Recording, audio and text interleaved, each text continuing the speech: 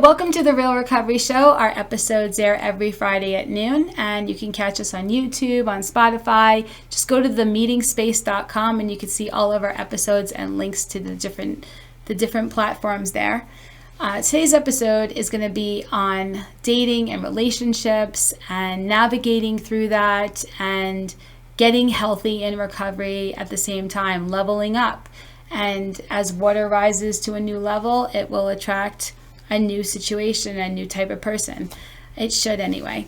So one of the things that I've learned, and this was a big deal, was to not date somebody or be in a relationship with somebody for the potential. This is a crazy amount of time I've spent on this idea. I have dated people for the potential. And what this looks like is I would meet a person and they say that they are XYZ. I think, wow, they are XYZ. Then I go and I hang out with them and maybe they're not so much XYZ. Maybe some of the things that I need them to do, maybe they're less honest than I thought they were. Maybe they don't communicate as well as they did on the first date. Maybe they're not as vulnerable as they were now that they're starting to get scared because they're getting close. Maybe they're not as available time-wise as I thought they were going to be, whatever it is. And so what would happen is that I would be in these situations, and when stuff starts to get triggered for them or me, and they start acting badly in the relationship, I would have these conversations with them. Sound familiar? And we would have a conversation and they would feel really, really bad because they really want to be with me. And then they'll promise that they're not going to do this again. And then I would believe them because I really want to believe them because I want it to be different. And then we would go for round 2, 3, 4, 5, 6, 7, 8, where it's Groundhog Day. And I'm talking about it happening again. And I'm pleading with them. And this time is going to be different. And all the while, the reason why I kept doing this behavior, which it's crazy how much I've done this in my life. I don't ever want to do this again, ever, is because I had this idea in my mind that everybody heals, and I got to believe in the person. I got to give them a chance. What if I leave before the miracle? Like I was taking what hopes I had because I work really hard on myself and I was projecting them on the other person, thinking that surely they're going to want to level up, surely they're going to heal, surely we're going to grow together, we're supposed to be together. And I know this sounds very pathetic to hear out of me. I know, because it is pathetic. It was a bad behavior on my part, but I really truly believed that I was being loving and kind, not abandoning somebody, really giving them chances. And unfortunately, every time it was just like bottoming from a drug. It had to get bad enough for me to go, and I have to be out of here. There's so many times looking back that if I was honest with myself and I really said to myself, instead of listening to your words, I'm going to listen to your actions. I'm going to watch your feet. If I really would be honest with myself, my intuition was saying, this isn't, Lisa, this isn't going to change. It takes a lot, by the way, for any of us to change. It takes a tremendous amount of willingness to change. I often picture a semi going down a highway at over 95 miles per hour and realizing they're going the wrong direction and having to somehow navigate slowing down and turning and going back the other way. You have to have a lot of desire to stop and to do that and to go in a different direction to learn. And it's not necessarily ever going to come from outside of you. And so if you're in a relationship with somebody who's pleading with you to change, unless you feel like you really want to change isn't going to happen. But I accepted the apologies. I accepted the promises, even though intuitively I knew, and even though I saw with my own eyes these patterns, and I did this. This was my character defect, guys. This was a thing that I've done. Even so much that I actually went to a particular recovery group that I would say every time in the beginning of the event, I would say, this is my This is my issue, that I would get into and stay in relationships that are not healthy for me, but I would not let myself leave while God is out in the parking lot honking his horn going, oh my God, Lisa, let's go. Let's go. Why are you doing this? And also, I really believe spiritually this was loving and kind, that I would have wanted somebody to give me a chance. I would have wanted somebody to believe in me. But that's the problem. I was projecting my own ideas about myself onto another person. I was telling myself that I wouldn't want to be, that would feel like abandonment for me, so I wouldn't want to do this to the other person. I was wanting to believe in the person. I wanted to believe in their potential. They're promising this, they want it too. They would tell me that they want it too. That's where the hook was for me. It's exhausting just talking about this. It's crazy how much I did this. I did this for my whole life in some way, shape, or form. And if I wasn't doing that because on some level I was having so much stress in a relationship or something, that I would just swing past normal and I would just keep people at an arm's distance and not let anybody get close to me. It's not the way to live. That was not well. I was not okay. And so what came to me was this intuition that said, I am not to be in a relationship for the potential of it. I am to be in a relationship for the reality of it. And to that, I said to my intuition, okay, but nobody's perfect. And my intuition said, no, nobody's perfect, but there are certain elements that you will need to have a healthy relationship with somebody. It's not about whether or not somebody's lovable. It's not about whether or not you're going to be kind to this person. It's about whether or not this is the person that you want to spend your time getting to know and being your most vulnerable self with. And I started to realize that what if I spent a lifetime in a relationship with somebody for the potential of it?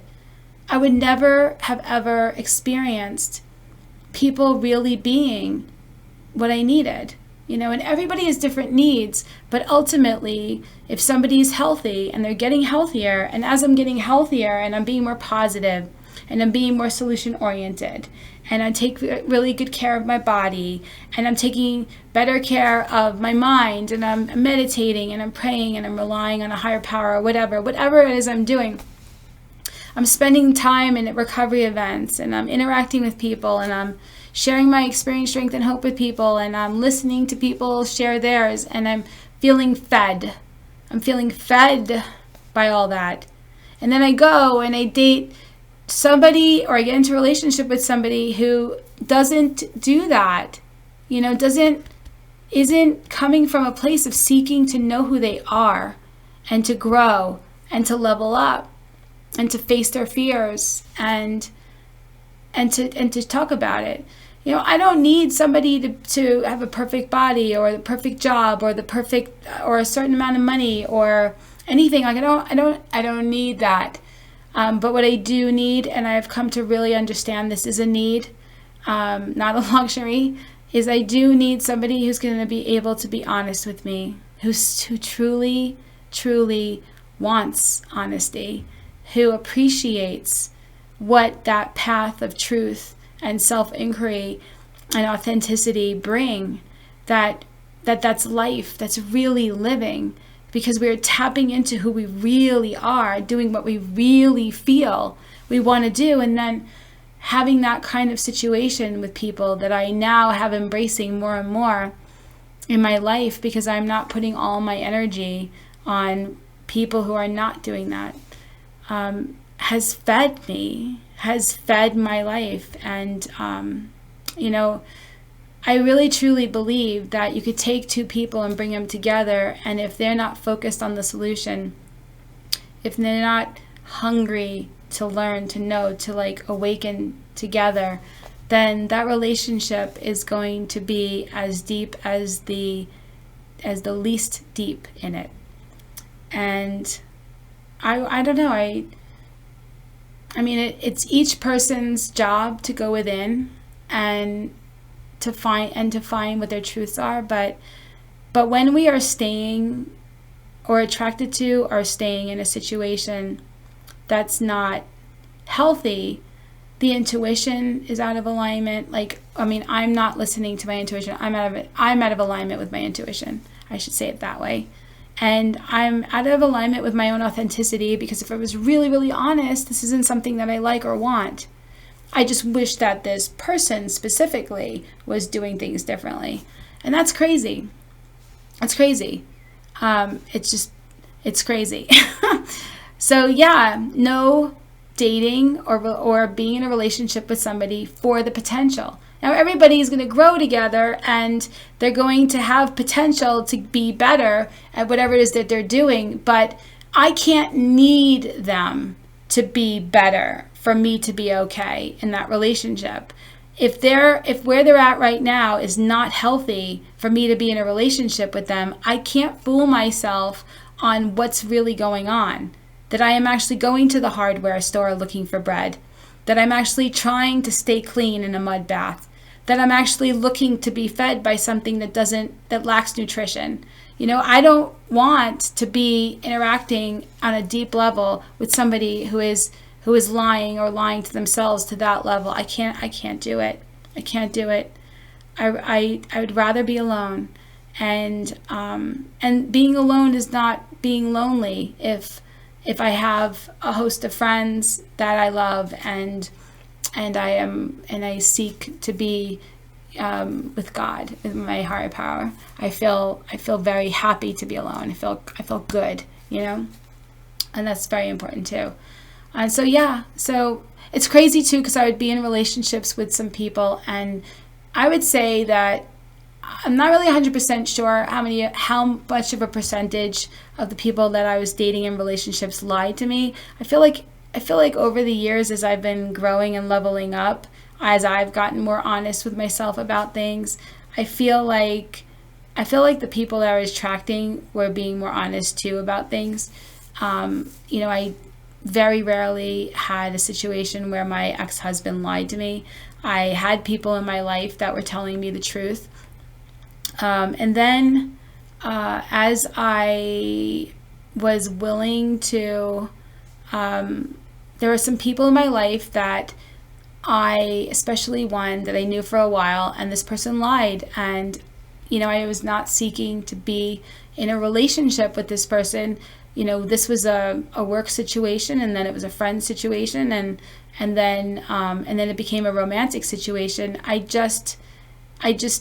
I never really thought about how much somebody else's lying to themselves or lying to me was going to be that problematic until it was. And then the real issue is I'm lying to myself. I'm lying to myself while they're lying to me about whether or not this is something I can handle or something that I should handle. So anyway, without getting into that too much, I'm staying on the things I realized. Okay? Don't date somebody for the potential of it. Don't date somebody for the future of it. Don't date somebody for the future of what you're going to get or how they're going to be or anything, because you don't know. You have no idea whether or not any of this is even going to come to pass. So I could live my whole life hoping for a thing to happen and miss today, miss my entire life. There is this saying that I'd rather live my whole life believing in that there's a God and then find out that there isn't one, than live my whole life believing that there is no God and find out that there is one.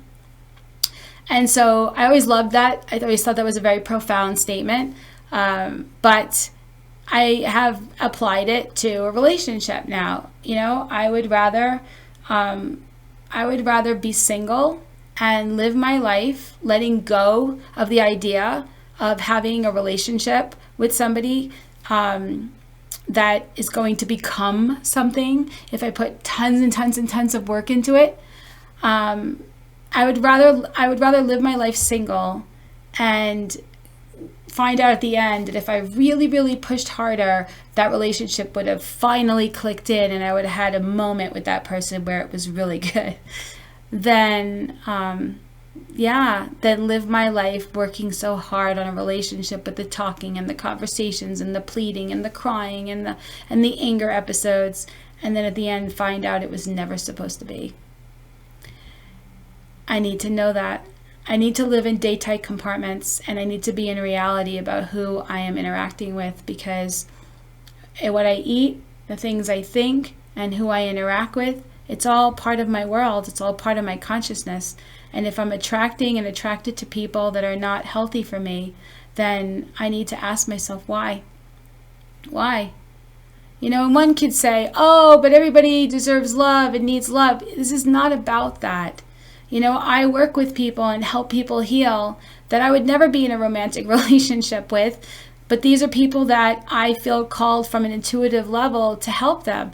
But in doing that, I listen to my intuition and I am relatively detached from the results. But when I'm in a romantic relationship, it's a type of relationship that I can't really always be so spiritually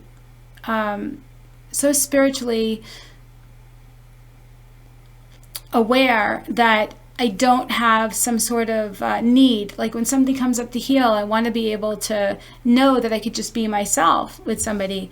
I wouldn't go to somebody that I'm helping heal with my need for healing.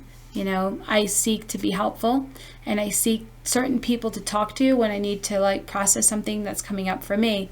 And so if I'm in a romantic relationship, I can't be in a romantic relationship with somebody who would need me to always be on for them. I can't be putting more energy into this than they are. It's interesting. I just had this conversation today with a good friend of mine, which I have lots of really good friends in recovery that make me feel fed and that I feel fed interacting with anyway. And we were talking about relationships and whether to stay or go. And we were talking about, is this person that you've been in this relationship with for so long somebody that if you met them today, you would date them today? Would you? And then the conversation was like, oh, by our history, we've been together for so long, it deserves da-da-da-da-da. And it's like, I don't feel that, it doesn't resonate with me that just because we've spent a certain amount of time with somebody, that warrants us spending the rest of the time with that person. It could be that if we pray about it, that we will get guided, that person was in our lives for a season. And as we healed a lot more, we didn't heal with them, and that we outgrew that interaction like that. And it doesn't mean never talking to them again, or though it could. It means whether or not the form of the relationship might need to be adjusted. Maybe I'm not going to be in a romantic situation with that person now. Maybe like me and my ex-husband, we're just going to be friends. I don't have anything against my ex-husband. I'm happy for him. He's right now travailing the United States in an RV with his fiance. This is somebody he feels in this chapter of his life is the love of his life, and good for him. Good for him that he found something that's good for him. And at the time when we thought that about us, good for us.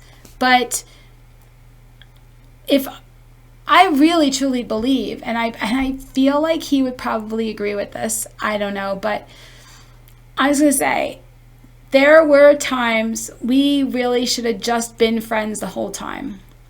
That we shouldn't have tried to be romantic. That we had a special story about what it was that we thought we were in each other's lives for. And so because of that, we stayed, and it was a mismatch for a long time. We stayed. We stayed. And, I don't get a trophy at the end of that. There's no like, oh, wow, what a good girl. It was more that, wow, like, I stayed because I thought I should. I stayed because I thought I had to. I stayed because I told myself stories, what would happen if I didn't. If I left. And yeah.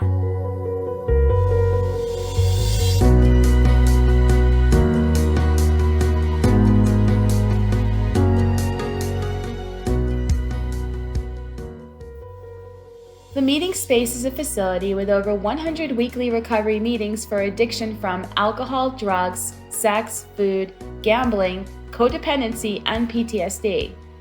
When someone is scared to go to their first meeting, we walk them through the process, ask them and answer questions to assuage their concerns. Many are court-ordered to attend, and we provide free court papers and teach them the process. Our glass-enclosed, soundproof children's playroom enables parents to be in a meeting while watching their children. We have healing workshops, craft fairs, and special authors who come to teach and sit with our fellowships. During COVID, we were declared an essential business by the County Commissioner's Office. We were kept open so that we can continue our daily work with traumatized chronic relapsers and those who would have used alcohol or drugs in isolation. Local businesses rent our space as well to financially help with this mission, and they get to have a great location for their business meeting or training. The recovery store in the center of our facility provides literature, clothing, medallions, and custom gifts to encourage, aid in, and celebrate a person's recovery from alcohol, drugs, PTSD, or unhealthy behaviors.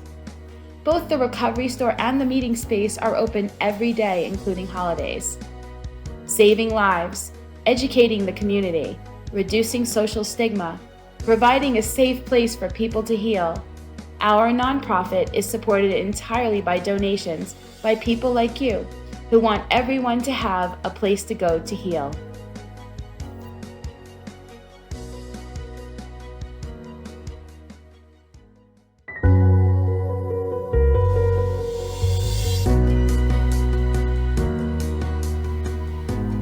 So another thing that I want to talk about is character defects. Everybody has character defects. What character defects are ways in which when we can get into fear, when we're off the beam, when we're not trusting our intuition or ourselves or maybe a higher power, where we can come from fear and we can act in ways that are not really conducive to a healthy relationship ultimately, right? But they're certainly not good for us. And everybody's character defects might be a slightly different list, but generally they're all fear-based, and so we have a lot of overlap. Well, I realized that while we do need to keep working on these things, there are certain people that are more sensitive to certain character defects than others, right? And that how a relationship can be healthy in spite of some of the character defects is because of one thing that I discovered. And that is, if this person does not have any personal trauma, any really strong negative experience associated with this particular character defect, if person A has a character defect and person B has a trauma that matches that character defect, these two people will have a very tumultuous experience, painful, scary, a roller coaster ride of toxicity. And it's mind-blowing because if that person A with that character defect, and it's not to say that we should do a shopping around for people that are okay with our character defects, but we do need to know when it's really going to be too much. We all do need to work on ourselves and keep leveling up, but some of these things don't lift overnight. Some of these things we have to get to know what's really driving it. Some of our character defects are driven by our own personal traumas, and they are tools, survival skills that we used for a long time, like people pleasing. People pleasing was a tool that I had learned back when I felt like I had to do and go along with things so that I didn't get beaten, so I didn't get called out, so I didn't get made fun of. And self-abandonment. I self-abandoned to be able to be okay if I felt like, or played small or isolated, if I felt like I was afraid of getting hurt. Like, these are not healthy things. These are character defects for me. I've had many other character defects. And I've had to work on these, right? But they were deeply rooted. I've had less deeply rooted character defects that have been removed pretty quickly. I realized, wow, this doesn't work for me. And I started practicing the opposite. And I really had gotten to a place where I don't want this anymore. And it's gone. Like, these to never return. And then there are ones that have gone away and come back, gone away and come back. Because if I'm not in fear and I'm trusting in my intuition, I don't have a reason for that character defect. But when something gets triggered or I'm in fear, the character defects, if they're going to come out, are likely to come out then. And that's when I go, oh, let's look at this again. Let's chip away at this. And it heals over time, corrects over time. And okay, so if I have a character defect that's deeply rooted in trauma, and I match up with somebody who like has a trauma that this character defect was somebody else doing that character defect to them. I hope you're following me. So person A has the character defect. Person B has the trauma that cannot handle that character defect, that gets triggered by that character defect. That's when they have that toxicity. And so I look back on some of my relationships where I really, really tried. And what I was doing was I was attracting people who were doing certain things that matched my childhood trauma. And that's why it wasn't working. That's why it was so toxic in certain points. And it's crazy too, because so I was in a relationship with somebody who lied, and I had said to this person, I said, you could actually, there's a lot of people that would not have the big issue with you lying as I do. Now, I'm not saying you don't need to heal that, but I should not need you to heal that for me to be okay. The fact that I need you to heal it because it's really, really hurting me means that I have something going on with me that's way bigger than I even realize, and that is why I can't do this. So it doesn't take full responsibility for it in a way that says the only issue is me, but the issue is me. Because if I have an issue with lying, like if I cannot handle somebody else lying to me like that, if I cannot handle it because I have unhealed stuff in it, while I keep working on why that's such a big deal, learning to trust my own intuition to tell when that's even happening, but more so, I have to be honest that this is just not good for me. I do not, this is no likey. I do not like when people are lying to me. I don't want it in my life like that. It's not for me. It's not for me, like I'm very much about healing, but I'm very much about being compassionate towards myself. And I don't know how long it's going to take if I even heal all of it in this lifetime. But in the meantime, can I enjoy this ride a little bit? Can I make it smoother for myself and not sign up for situations that are going to trigger? And so there are the character defects. This is why I don't need somebody to be perfect. There are things that people could be having, their character defects that are maybe limiting themselves in their own lives. I could be supportive of them, having a good attitude about, of course, and wanting to heal. That's something I need. But how long it takes for them to heal that, that's for them. It doesn't affect me. It doesn't affect me. It's like a live and let live.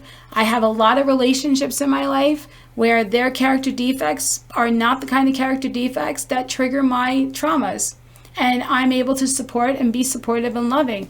But if you take somebody who does certain things, I wouldn't even be able to handle it. I just wouldn't be able to handle it. And I don't need to. I don't need to be right for everyone. And not everybody's right for me.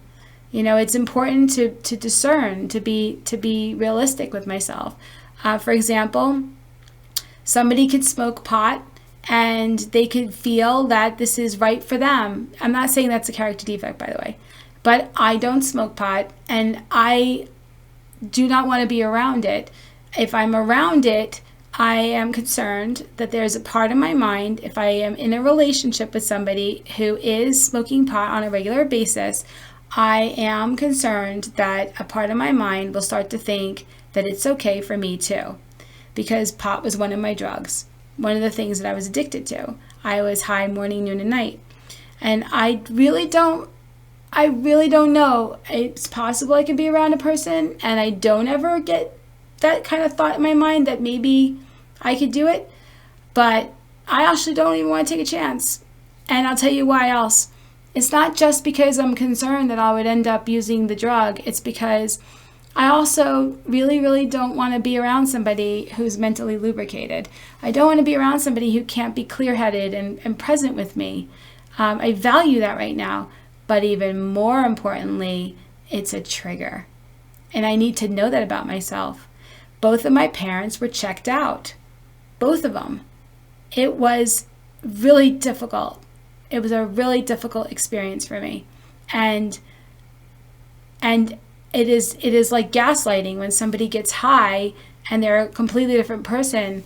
My parents were not people that I could really connect with and rely on. It's just too much for me, which is crazy because I ended up becoming an addict. I ended up becoming like mentally lubricated, numbed out, anywhere but here, anytime but now. Like that was me, right? But now that I've been sober for a long time and I've been really raw and honest with myself and being in my own skin, what's happened in that is I need other people to be doing that too, like around me. I just can't be around people. Plus it's boring. It's boring to try to interact with somebody. You don't know what they're telling you is actually the truth when they're high. And so it's work. And it's not the things I value. It's important to know these things about myself. It's important because then it tells me, okay, I don't need to judge a person that smokes pot. Nothing wrong with them. That's their journey. It's a journey I had for a while. I can't know what somebody's highest good looks like. I don't know that they're ever supposed to not smoke pot. I don't know what it's doing for them. I don't know anything. I'm not here to judge anybody. That's not even what this show's about. Smoke pot, drink, do whatever it is you feel is right for you. If you feel that it's not right for you and you need to be sober, if you feel like me that you need to have a clearer head for whatever reason, or it's been destructive in your life or whatever, then that's what this show's about. The show's about being true to yourself, right? So I can't be in a relationship with somebody who lies. I can't be in a relationship with somebody who gaslights. I can't be in a relationship with somebody who is on drugs. And if they drink, not around me enough. Like I can go to a wedding or something, but the person I'm going with, if the person's like somebody with me, I prefer to never go to these situations unless the person with me is also lucid. I very much appreciate that. But I don't need to be the kind of, many people could go. Many people could be around everybody but them drinking. I have 24 years sober, and one would say, really, Lisa, why do you need that at 24 years sober?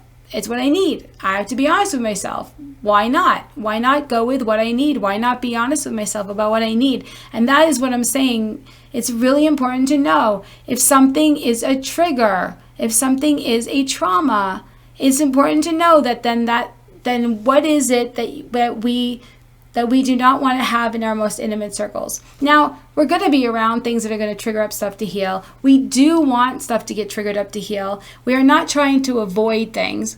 It's just about whether or not we're trying to get into a romantic relationship with somebody and allowing these things to be in our most innermost circle, because that's not healthy for me. And it's not healthy for people who have trauma and addiction, not just trauma, but it's also whatever. So if I'm somebody that doesn't do well with name calling, shaming, and silent treatments, because that's something that I experienced in my childhood, it behooves me to not be in a romantic relationship with somebody who's super judgmental. It just behooves me. And while it's a spiritual lesson and I can love and forgive and see that everybody's coming from wherever they're coming from, blah, blah, blah, blah, blah, at the end of the day, don't need it in my bed. Don't need it in my personal space. Don't need it. What is the point? And one of the things that's really been driving all this next level stuff for me is just this idea that, what do I really want today? Like, we live one day at a time. We want to have a quality experience. What am I choosing? What am I choosing? Am I choosing healthy or am I choosing sick? What am I attracted to? What am I doing? And am I willing to if I'm willing to just be, am I willing to be single? Am I willing to be from that space, to meet people, to interact with people that feel like a yes for today, and then to see what feels like a greater yes? Or am I telling myself, oh, I'm never going to do better than this person, or oh, it's okay, nobody's perfect? Am I rationalizing? Am I justifying their bad behavior? Am I feeling shame and saying, I'm sorry, I'm too sick, it's all me? Or am I realizing this is not a good fit? Am I realizing that what I really want is somebody that fits me, that brings out, I had somebody tell me, it's one of my favorite sayings, Lisa, you don't have to like a situation, but you do have to like yourself in a situation. And if you don't like yourself in a situation, you need to change the situation. I did not like the situations I was finding myself in, and I stayed. There wasn't a gun. There wasn't, I wasn't chained to something. There was a door, there was a window, I could leave, but I couldn't. My mind wouldn't let me leave. I kept giving chances because I believed I should. And I was in situations where, man, did this stuff trigger up stuff. And sometimes triggered it up enough to heal, and sometimes it just re-traumatized. Because I was telling myself I should be okay with this person behaving this way, because after all, I made it through that and I'm better for it, or whatever. And I don't need that. And so, yeah, it was a big aha that when it comes to relationships, character defects and traumas don't mix. They just don't. And it's important to know what your real needs are. And so it's interesting too, because in recovery, there's a concept called the sex ideals list, and it comes from an inventory. And so what we end up wanting to do is we want to create this, like, what is this ideal? What are the ideals? What is it that we feel we would want in a relationship, in another person, or to be for ourselves? What is it that we would want to be? If we've had a problem with dishonesty or cheating, we would want that character defect to be flipped. We would want to be trustworthy. We would want to be loyal. If we were not communicative, or if we were the opposite, if we were steamroller and we were pushy and dominant and manipulative, we would want to be the opposite. We would want to be what we feel would be healthy. And so we look for what assets we would want to be. And then we also say, what would I need? What would I need in a relationship from another person to feel like this is a mutually healthy, solution-oriented situation? Anyway, that's the stuff that I realized, and I'm so grateful for it. I feel very settled. I feel very clear, and it allows me to love people, but not necessarily have them in certain ways in my life that I feel like wouldn't be healthy. Like if I start to get to know somebody and I find out that they have certain things going on that are really not good for me, I can ask myself, okay, do I feel to have this person in my life? And if I feel to have this person in my life, how? It doesn't have to be all or nothing, black or white, right? So maybe I interact with them in this way, and then I don't end up having the crazy drama and the pain and the suffering that I would have had if I would have just ignored that and then just had them in my romantic part of my life, right? My sexual romantic part of my life, right? I need certain things, and man, it took what it took to get to this place, to learn this. It really did. And I would love to do the whole time travel thing and say, hey, so those things you're running on, Lisa, that you thought you needed to be, you don't. So I want to time capsule to you or to somebody else and say, hey, if you are doing the things and thinking the things that I thought, I want to give you this. I'm from the future, and I'm telling you, you don't have to do it. You do not have to hurt yourself for love. You don't have to sacrifice everything to make somebody else feel good about themselves. You don't have to play small so somebody else could feel big and somebody else can feel good about themselves. And in every situation, it does take two to tango. It really does. If both people are upset, both people have an issue. Sorry, it's the case. And if we're in situations that are toxic for us and nobody's leaving, then we're both there for a reason. We got to find out what the hook is. It's important to be able to love and support each other and get to know each other and seek to understand each other. But it's also important that we feel heard and that we feel seen. Sometimes we could feel like nobody understands us in our life. It's important that we seek to understand ourselves. And when we seek to understand ourselves and we value ourselves, we attract people that want that too in their life. And so there are things we think we have a broken picker maybe, but maybe we're just attracting what we know. And so our trauma is calling for defects in other people that will trigger itself. Fine. But there's another thing that we could be attracting with. And that is we can be attracting with our healing, with our recovery.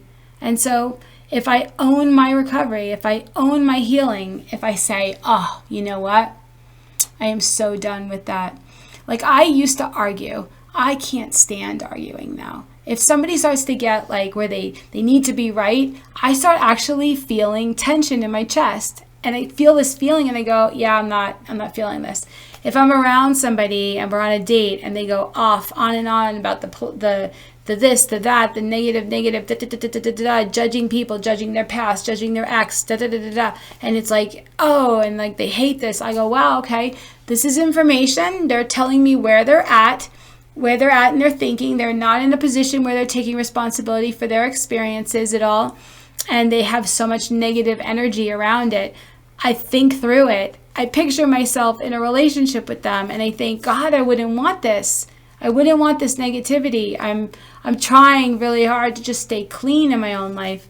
And I wouldn't want to try to talk them into thinking differently, which I probably would try.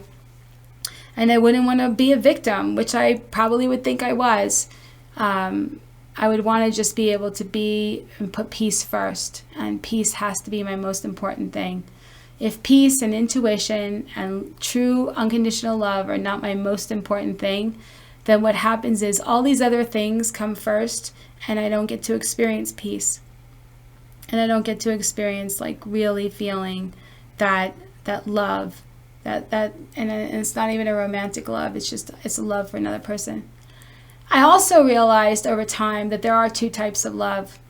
There's the kind of love that has to do with the story of me, my ego, and whether or not I feel like what you bring to the table is good for my ego. And then there's love. There's this unconditional love. There's just wanting somebody else's highest good, even if it has nothing to do with me.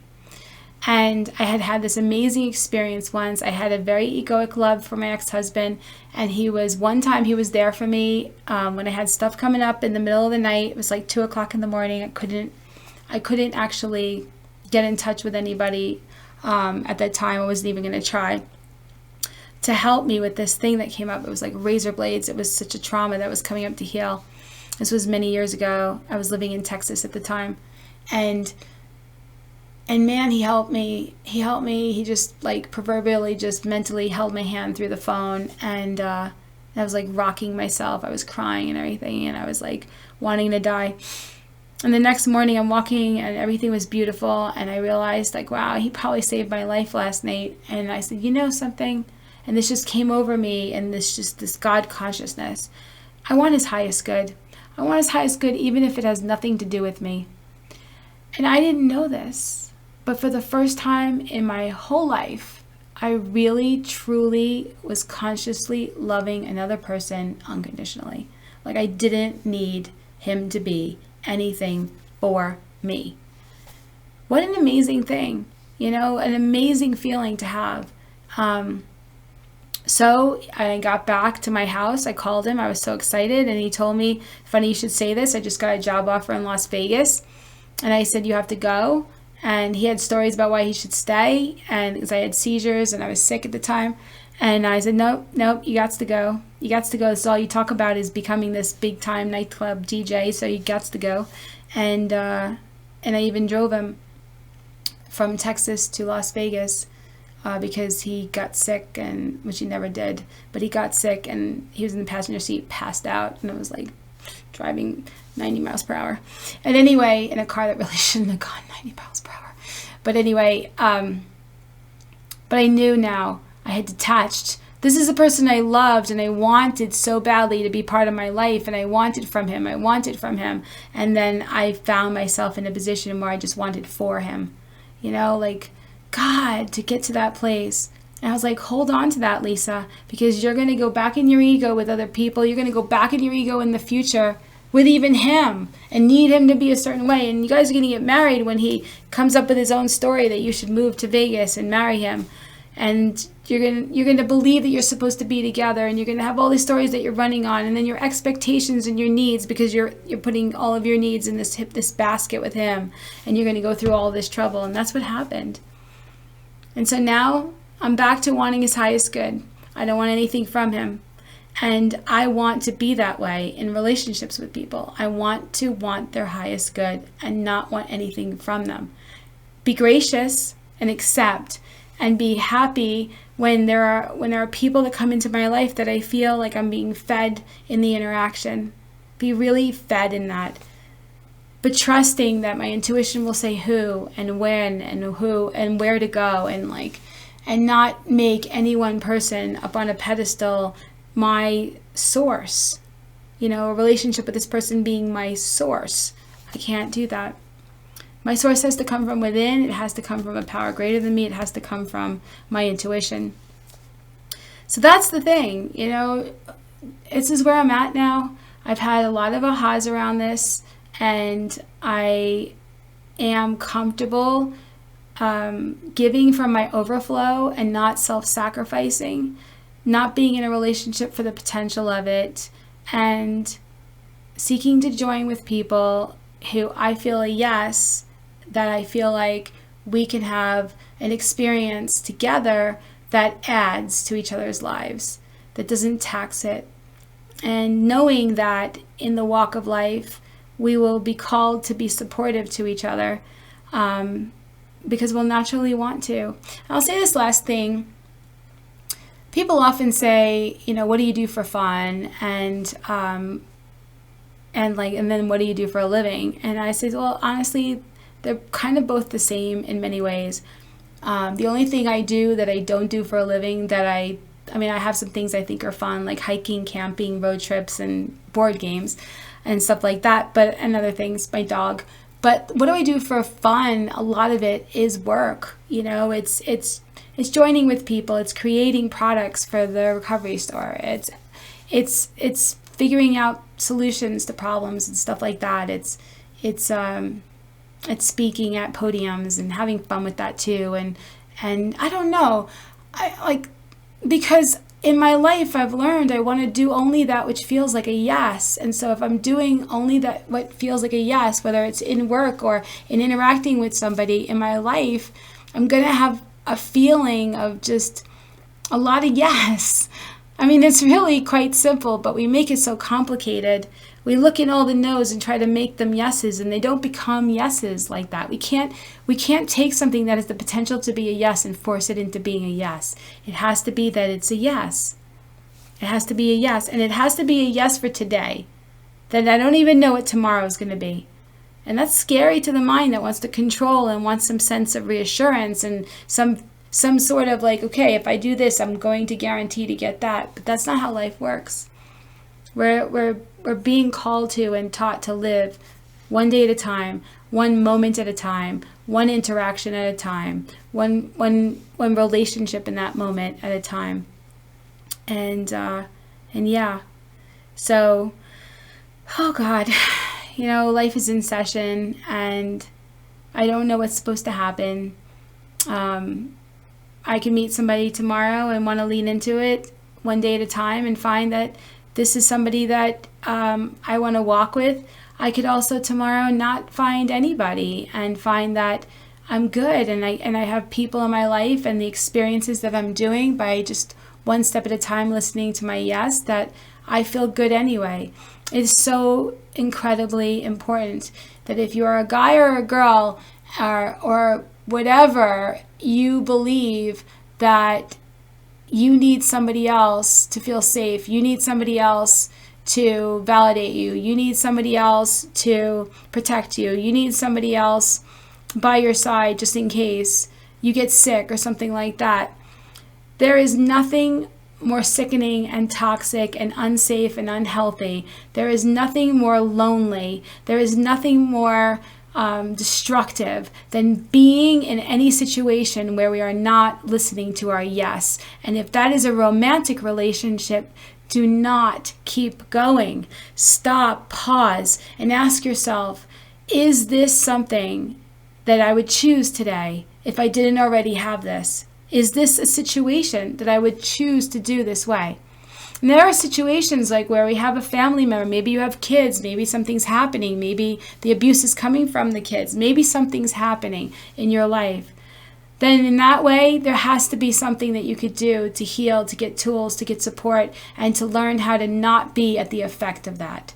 Because that's what this life's about, in my opinion. And this is all just really my life, my experience, my strength and hope, my opinion. But when I get an aha, just like pretty much everybody I've met in recovery, when we get an aha, man, are we on fire? And we want to tell people, this is so freaking cool. I wish I knew this then. If I could give this to somebody, that the light can go on their eyes and it can make it easy. Like, you do not have to sacrifice. You do not have to stay in a situation that's not healthy for you. Job or no job, seek within. Relationship or no relationship, go within. So I hope you enjoyed this episode. I enjoyed sharing this. I truly believe that in sharing the things that we learn, it strengthens it even more in our minds. And as I'm sharing this stuff with you, I'm checking in constantly throughout the show and seeing, does this still resonate? Is this something that's really true? And I love that. I love that this is like the freedom that I feel, the peace in my heart and my mind and my body that I feel. It's been phenomenal. You know, when I let go of that situation where that person, I have had 2 people who were lying to me that I was in relationships with, and when I let go of the second one, when I let go of the form of how we were interacting, something in my stomach exhaled, and I felt so much love for this person. I was able to feel so much love for this person because I was not needing them to be other than they were. I was not putting them in a position in my life where I needed them to not do the thing. Whether this person lies or not, I would love to see them level up. I would love to see them stop doing that behavior, but I am not putting my life on hold. I'm not putting my serenity at the effect of this, and I am not interacting with this person in certain ways that I feel like I would need them to tell me the truth for me to be okay, for me to be okay. And how I got there, just by trusting that intuition was going to tell me, how do I need to physically change this for me so that I am living in a way that's in alignment peacefully. And so I'm so grateful. So yeah. In summary, do not go for things and stay in things for the potential of it. If it's not good enough in the reality of it for you to feel healthy and safe in it, then by all means question it. And question it with somebody who wants your highest good. Question it with somebody who's not going to project onto you all their stories about what they think you should do. Question it with somebody that's willing to look at it with you and say, this is about your safety. This is about your true happiness. This is about your peace of mind. And if you are an addict or an alcoholic like me, this is about you staying sober or clean off of drugs. This is about your recovery and ultimately your life. So thank you so much for joining me on The Real Recovery Show. If you're looking to be on a future episode, if you feel like you have a really good topic or an interesting story, please let me know. You can go to themeetingspace.com and you can click on the intake form. Or we also have a contact form, so you could just write me there, or you can write me on Facebook, through Messenger and tell me about that then. And that's it. So thank you so much for listening, and share it with anybody that you feel would be beneficial, and let me know what you think. So thank you for listening, and have a beautiful week, and we'll see you next week.